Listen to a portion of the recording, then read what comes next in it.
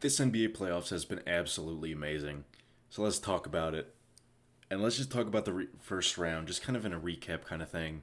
Just my thoughts about the first round and then their matchup in the second round because all of its second round is fully built together. We know the matchups, we know everything. I just want to quickly kind of like not quickly, but like not super analytically talk about the first round of the playoffs and how it was absolutely amazing and how excited I am for the rest of the playoffs. Let's just get into it with the games that ended tonight. I didn't get to fully watch these at all, especially early on with the Detroit Magic game, but Detroit took it 116-94, and um, Cade dropped.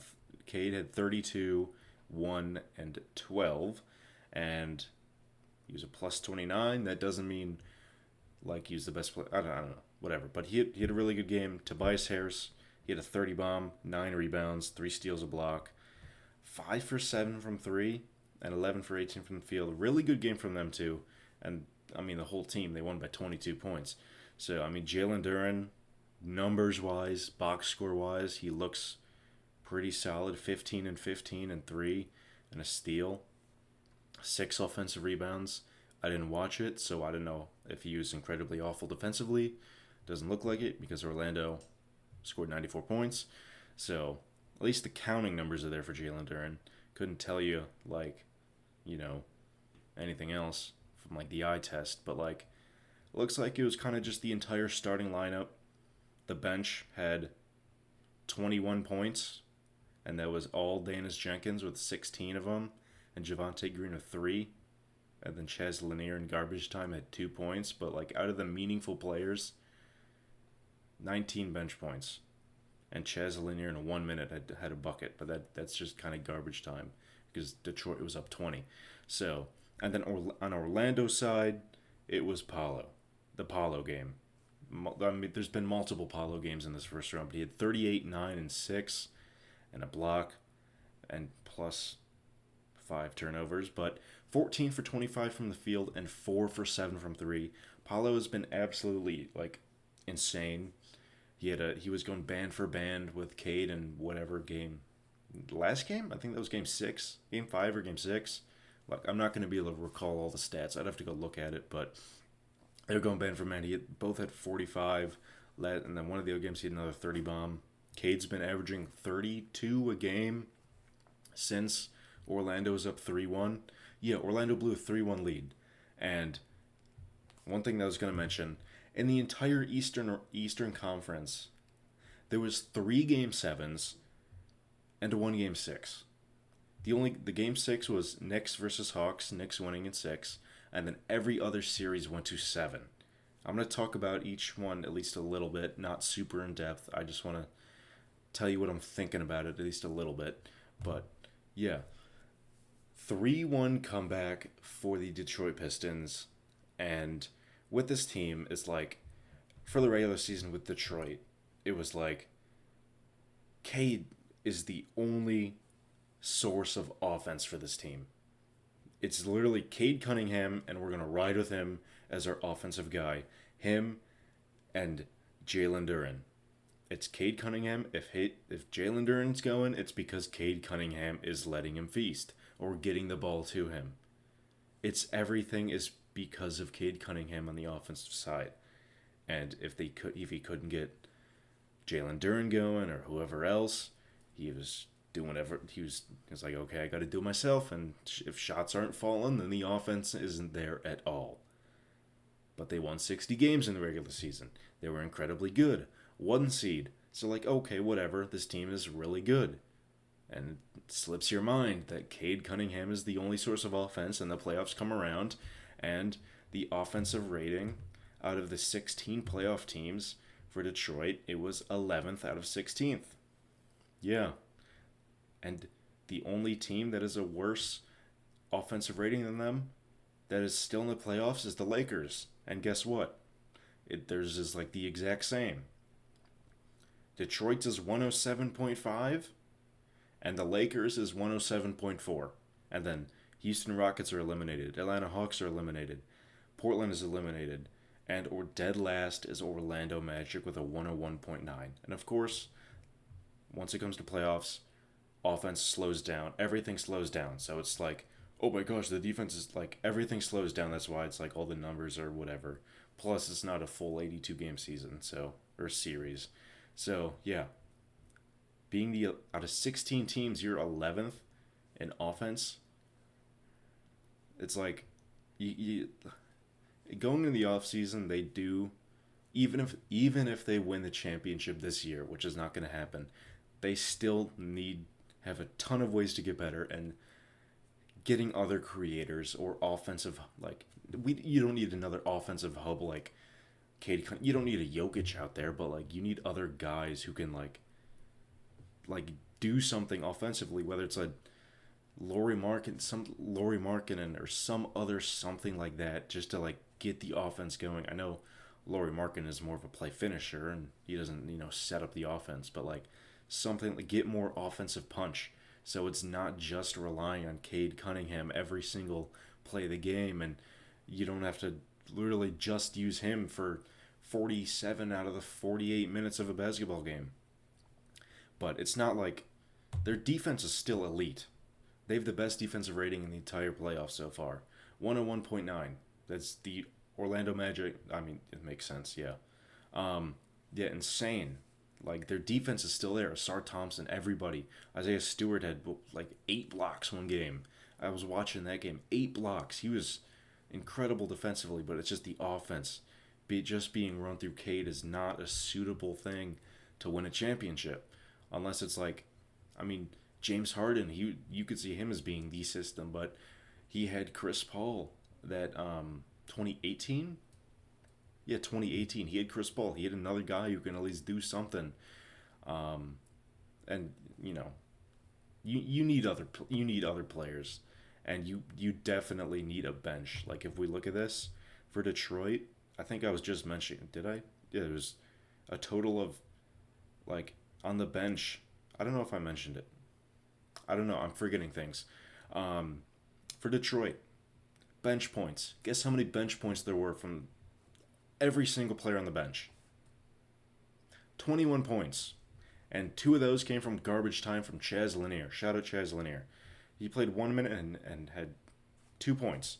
So out of the meaningful minutes, the only guys on the bench who scored were Danis Jenkins, who had 16, played 29 minutes, and Javonte Green, who had 3. But like out of that was kind of like the main guys who played meaningful minutes. Danis Jenkins had 29 minutes, Javonte Green had 14, Isaiah Stewart had played 8 minutes. So it's like he took 2 shots. Paul Reed had 2 minutes, and then it was kind of just like garbage time. Like Tulu Smith played, Ron Holland played a minute, Marcus Sasser played a minute. So it was kind of just like it was Cade 32, Jalen Duren 15, Duncan Robinson 10. Wasn't the most efficient night from him. Asar at 8. But Asar, man, he's sometimes unplayable because the offense, they needed offense, and Asar doesn't provide that. But his defense is too valuable not to play him. And Orlando Magic side, Paulo had 38, and they had a 9-man rotation, and they had 16 bench points. Anthony Black had 11 points on 4 for 12 from the field, and Moritz Wagner had 5 points on 1 for 3 shooting. He had a 3-pointer, and that was it in 10 minutes. So it's kind of just like you need bench production too to like succeed in the playoffs and to succeed in general. That's kind of that. That's kind of what my eye is itchy. Ugh. But that's kind of that from that round. And let's talk about the other game 7 that was played today, the Cavs versus Raptors. If we look at that, it was Cavs 114 to 102. They were up like 21 at one point in the third quarter or something, like later mid third quarter. But yeah, Cavs advanced to the second round to face Detroit, and I think that's going to be a really good series. So it was really close in the first half, and then third quarter, Cavs just took it 38-19 in that third quarter, and then yeah, like let me look at this. It was really close, like all throughout the thing. Toronto was like leading at one point too. Like in the mid second quarter, They were leading by 10, leading by 9. They were leading up until halftime, where Cavs basically like tied it up. I think it was like a James Harden three and then a Jalen Tyson three just at halftime, just to tie it up 49-49. And then guess what? Cavs just went on their crazy run, and like late in the at the end of the third quarter, guess what? It was Cavs were up by 20. And then, you know, Raptors kind of brought it within like 10 or 15, and then it was 10, 12. So yeah, but it was a big game from Jared Allen. He had 22 and 19. He made sure to bring his sunglasses today. The lights were not too bright for him. And yeah, he had 22 points, 19 rebounds, 2 steals, and 3 blocks. And he had the big 8 offensive rebounds in this game. And he shot 14 free throws, made 8 of them. So there you go. He had a monster game tonight. Evan Mobley, 13 points, 7 rebounds, 4 assists, a block on 7 shots, 5 for 7 from the field. James Harden, 3 for 9 from the field at 18 points, but 11 for 13 from the free throw line. Donovan Mitchell had 22, 9 for 20 from the field. And then off the bench, it was Sam Merrill, Max Strus with 13 points, 12 points. And then for Toronto, it was RJ Barrett, little inefficient, 23 points, 9 for 25 from the field. Scotty Barnes, he's consistently looked like the best player in the series. He had 24, 9, and 6. I've loved Scotty Barnes this series. After game 2, like starting in game 3, he looked incredible. And for the rest of the series, he looked amazing. RJ Barrett hit the game winner in game 6 in Toronto, and he's been putting together some, he's been scoring the ball. Jamal Shed has had some really good games. Let me look at Jamal Shed really quick. He's put together some really good, really, maybe not amazing, but he's put like 2 games or something like that.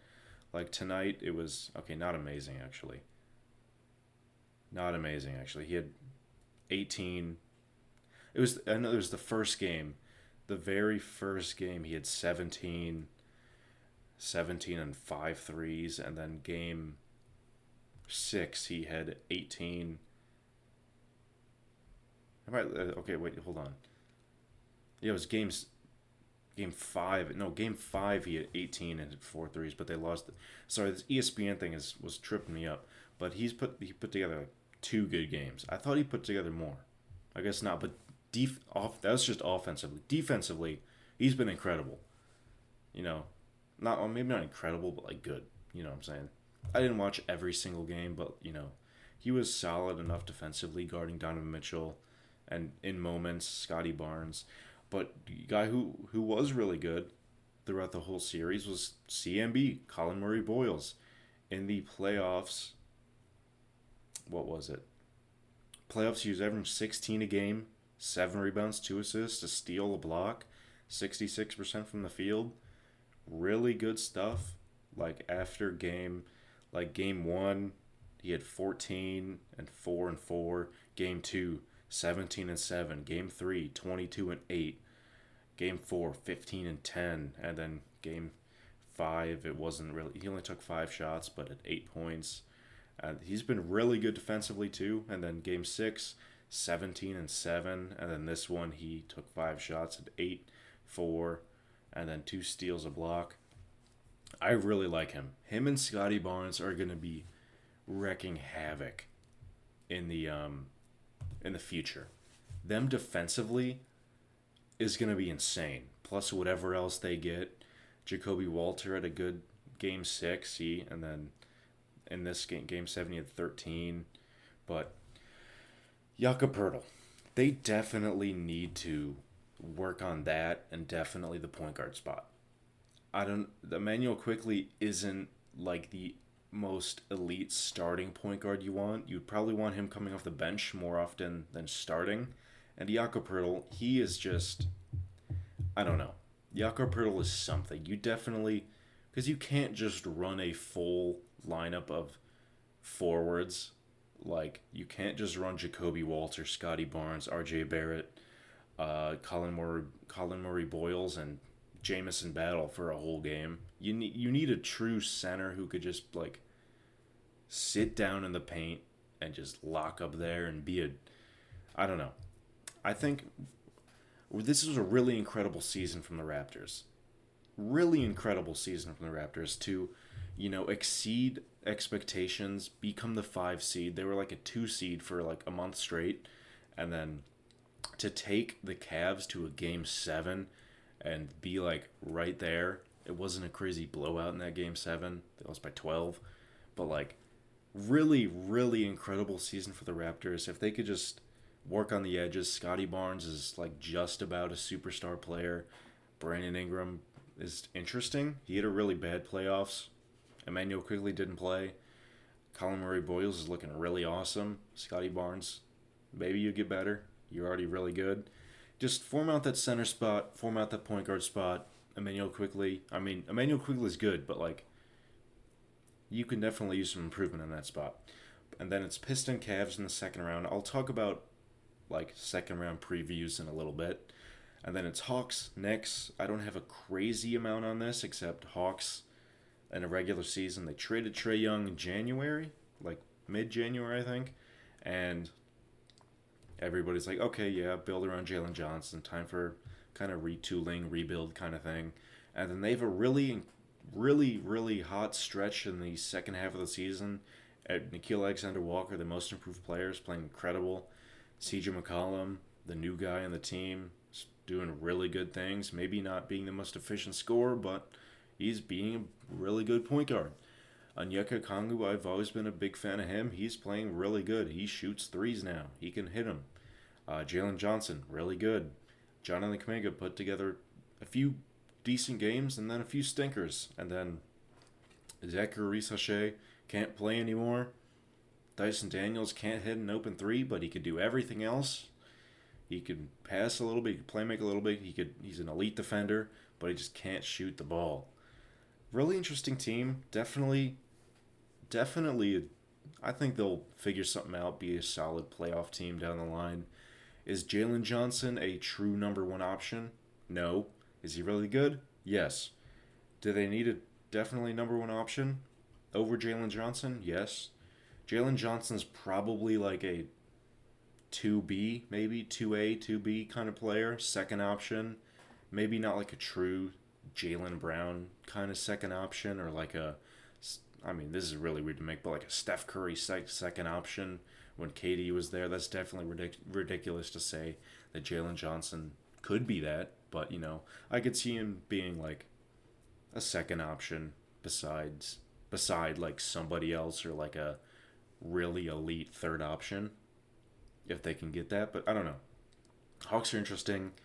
Knicks are also really interesting. Mikal Bridges was something.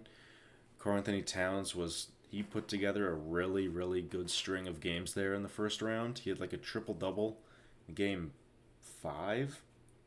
Game 4 or game 5. And he only took like 7 shots that game. He was playing really good. Of course, Karl-Anthony Towns has his bonehead plays where he looks like, what are you doing? But the series, he was playing really good. Jalen Brunson is Jalen Brunson, and once they get once the whole team knows their roles, yeah, maybe I don't know. I'll talk about the rest of the playoffs in a second. I don't know. I don't really have a crazy amount. Knicks just destroyed the Hawks in Game 6. So maybe if something catches my eye, I'll talk about it in a minute. But Celtics 76ers. Celtics blew a 3-1 lead. Joel Embiid looks incredible. Looks absolutely insane. Joel Embiid is absolutely amazing. So is Tyrese Maxey. So is VJ Edgecombe. Paul George looks... Of course, he's not going to be averaging 25 a game anymore, but defensively, he looked really good in the series. Defensively, Paul George was like... He was looking good out there. And once Joel Embiid came back in Game 3, we're like, okay, yeah. Who's going to guard him on the Celtics? Can anybody guard him on the Celtics? The answer is no. Neemias Queta, probably can't guard him by himself. Nobody can. He dropped 70 on Wemby like 2 years ago. Um, yeah, it's gonna take a lot to stop Joel Embiid, and that was really shown in this playoffs. And I mean, Joel Embiid has showed that it's really hard to stop him before, but like that was like their biggest thing. Same with Tyrese Maxey. Like they didn't even they've good defensive players. They're good defense, but like Tyrese Maxey, he's too fast and he's too good for him. He was the whole all those guys were incredible. VJ had what like that game 1 because 76ers took game 1 I think or game 2 and then VJ had like that 30 bomb and he put together really good defensive possessions throughout the series. Um, Overall, I mean, maybe 76ers could take this next team, but I'm not going to talk about that right now. I'll make my predictions a little later. But man, Celtics, I thought they were winning in like 5. Did I overestimate? Is that like okay? This team was really good, but like maybe we underestimated the 76ers. If something pops in my head, I'll come back to them. But let's get to the West Coast. Thunder, Suns, I don't have a crazy amount to say here. Thunder took care of business, swept them. Jalen Brooks was averaging like 25 a game in the series. I mean, the Suns overachieved. They were good, but like nobody expect what they were expected to win like 34 games or something like that, and I don't know how much they won, but they were the eighth seed. They made the play-in and won, and they didn't take any from the Thunder. Thunder took care of business. So, yeah. Lakers Rockets. Lakers win in 6 games. Kevin Durant, he had the whatever thing like an hour before game 1, I think. He was listed as out and was like, okay, maybe this is a Lakers game. Kevin Durant will come back. Everybody thought Rockets had this in the bag because Luka was out, Austin Reeves was out, but that old man LeBron James, Lego, he showed him who's him at 41 years old, year 23. I don't know. I don't have like a crazy amount of in-depth analysis to go in here, so yeah, I mean, Lakers took care of business. LeBron was doing really good. Luke Kennard had a good 2 games. DeAndre Ayton was playing solid. Rui had a good last game to close it out. I mean, there's something else pops in my head. I'll bring it up. But like LeBron, insane. Austin Reeves came back, looked solid. Rockets just didn't have the juice, like, because they didn't have Kevin Durant, they didn't have Fred VanVleet. Reed Shepard was interesting at times. I think I didn't watch every single game. The Rockets Lakers was surprisingly the series that I watched the least amount. I don't know. Maybe that or the Suns one, but let's just move on to the Nuggets. I might move back to that in a little bit. I had the Nuggets winning. I don't know. Every single year, I look at the Timberwolves and I'm like, I just don't see it in them. And they've made the conference finals the last 2 years. And then this year, I'm like, I don't know. I just don't see it in them. Denver took game 1. I'm like, okay. I mean, I think it'll be close, but like, Timberwolves take game 2. Take game 3. Well, then Anthony Edwards gets out. I would assume it was a 43 bomb, and I'm a Chicago Bulls fan, and I'm absolutely amazed and happy for Io that he had a 43 bomb. And Dante DiVincenzo then tears his Achilles. Anthony Edwards is out for like 2 weeks now, and they're up 3-1. Denver takes the next game, game 5. Yeah, game 5. It's 3-2 now. And then Jaden McDaniels take care of business at 32 points. Shout out to Jaden McDaniels. The Rockets had Kevin Durant, but they had Jaden McDaniels. Nuggets had Nikola Jokic, but Timberwolves, they got Jaden McDaniels. And also Rudy Gobert, who played impeccable defense. Incredible defense. Stellar defense. Okay, you get it. He played insane defense, and Jokic, the whole team did. Like, they shut down Jamal Murray for most of the game. They shut down Jokic. That was the worst series Jokic has played. The worst stretch of basketball that Jokic just played was this series against the Timberwolves. Insane. Yeah, I mean, the counting numbers will always show that, like, with players like Luka, with Jokic, the counting numbers will always show them, like, okay, box score, he had 27, 5 and 6, or 27, 10 and 3. Okay, they played good. No, no, Jokic was horrible defensively. He couldn't get his shots. He couldn't. They were the Timberwolves were shutting down passing lanes, so he had to like it was forcing Jokic to be like find his own shot, and he couldn't do that half the time. Rudy Gobert was putting him in a box and just like you're not doing your thing. You're not going to be Jokic, which is crazy. I'm definitely going to talk more in depth about certain things, more and more with different videos. But I'm just gonna. This is just a brief thing about the round one for every single series, and then a brief kind of prediction for round two. But I don't care if I'm wrong. But I'm gonna probably go more in depth about certain things from each series in different videos. So don't expect this to be super analytical. But I'll go more in depth about that in a little, probably a different video. And then Spurs Trailblazers, San Antonio wins in five. Game two, Wemby gets the little concussion thing, and then Spurs or Trailblazers take it in like the last second half or something like that, and then Spurs just take care of business. They are on fire from three. They are fourth in 3-pointers made and first in 3-point efficiency at 42%. They're torching it from three. I think like the whole team, like Julian Champagne's incredible from three. I think most of the team, except for like Devin Vassell, who's shooting like 26%, is like on fire from three. Wemby is outrageous in his first playoff series. If I look, let me look up. Where's he at? Spurs. Can I find Wemby? Just stats. Just for this playoffs. I just want to look at it. Wemby playoff stats. I just want to read you the stat line. Oh, playoffs. Here it is. Here's his playoff stats. Is this it? This is 4 games. Yeah, okay. Well, yeah, he only played 4 games. 21 points, 8 rebounds, 2 assists, 1 steal, 4 blocks. This should be right. 53% from 3, or 54% from 3, 58% from the field, 91% from the free throw line. I know it's only 3 3-point attempts, but still, this guy is insane. And only 28 minutes a night.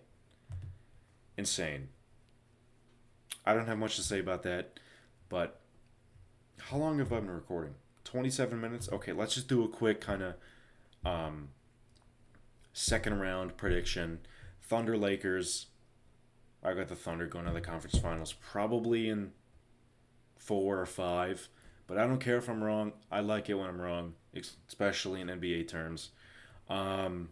Spurs Timberwolves.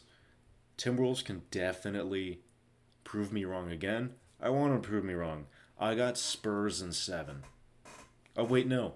Anthony Edwards is gonna miss the first couple games. Maybe Spurs in 5 or Spurs. I'm gonna say Spurs in 6. Prove me wrong. I'd assume prove me wrong again. Well, I know how good you are, but like the whole team, prove me wrong.